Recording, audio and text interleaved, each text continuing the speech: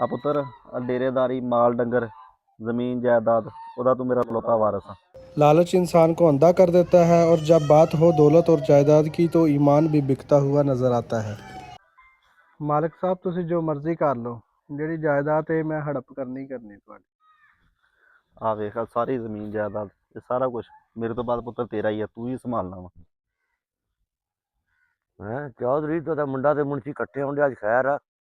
ਇੱਥੇ ਕੋਈ ਬੰਦਾ ਵੀ ਨਹੀਂ ਹੈ, ਕੋਈ ਕੁਛ ਨਹੀਂ ਹੈ। ਹੁਣ ਲੱਗਦਾ ਮਾਲਕ ਦਾ ਕੰਮ ਤਮਾਮ ਕਰ ਦਈਏ ਆਪਾਂ।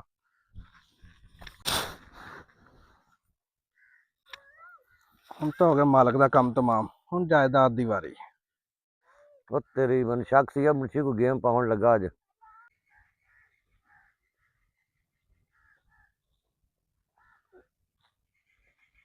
ਪਤਾ मेरा अब्बू ਓਏ ਆ ਤੂੰ ਰੇ ਆ मेरा ਪੁੱਤ अब्बू ਰੇ आ मेरा अब्बू ਆ ਜਾ मेरा ਚੱਲ अब्बू ਓਏ ਆ ਤੂੰ मेरा ਪੱਕੀ ਰੱਤ ਰੱਬ ਨੂੰ मेरा अब्बू ਆ ਜਾ ਆ ਜਾ। ਮਾਲਕ ਦਾ ਤਾਂ ਕੰਮ ਹੋ ਗਿਆ, ਹੁਣ ਮੁੱਦਾ ਵੀ ਖਤਮ ਕਰ ਦਈਏ ਆਪਾਂ।